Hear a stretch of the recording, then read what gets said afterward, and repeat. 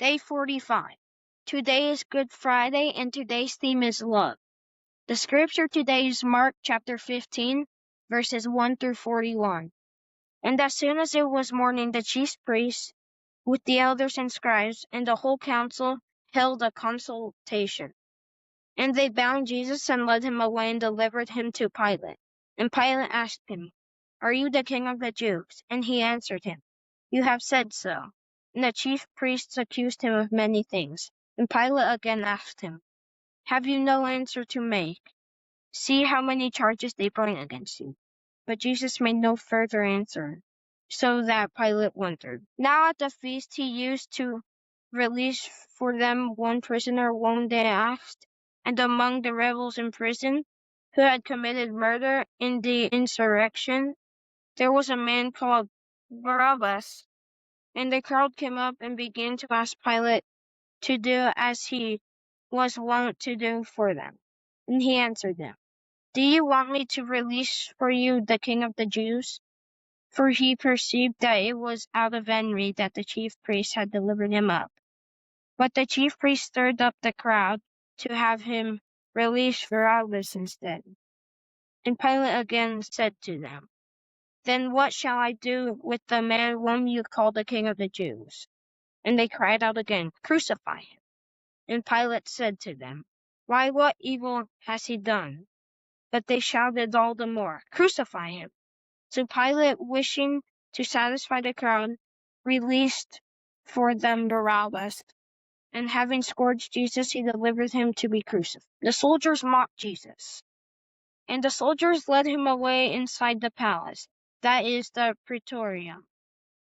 And they called together the whole battalion, and they clothed him in a purple cloak, and planted a crown of thorns they put it on him. And they began to salute him, "Hail, King of the Jews!" And they struck his head with a reed and spat upon it. And they knelt down in homage to him. And when they had mocked him, they stripped him of the purple cloak, and put his own clothes on him. And they led him out to be crucified. And they compelled a passerby, Simon of Cyrene, who was coming out from the country, the father of Alexander and Rufus, to carry his cross.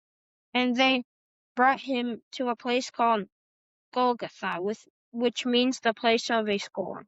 And they offered him wine mingled with myrrh, but he did not take it.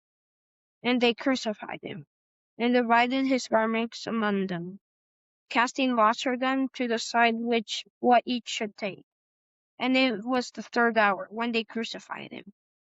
In the inscription of the charge against him read, "The King of the Jews." And with him they crucified two robbers, one on his right and one on his left. And those who passed by derided him, wagging their heads and saying, "Aha! You who would destroy the temple and build it in 3 days, save yourself, and come down from the cross." So also the chief priests mocked him to one another with the scribes, saying, "He saved others, he cannot save himself.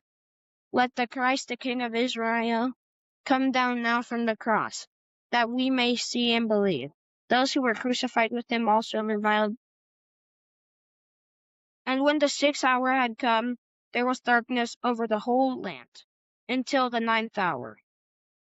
And at that 9th hour, Jesus cried with a loud voice, "Eloi, Eloi, lama sabachthani," which means, my God, why hast thou forsaken me?" And some of the bystanders hearing it said, "Behold, he is calling Elijah." And one ran and, filling a sponge full of vinegar, put it on a reed and gave it to him to drink, saying, "Wait, let us see whether Elijah will come to take him down." And Jesus uttered a loud cry and breathed his last. And the curtain of the temple was torn in two, from top to bottom.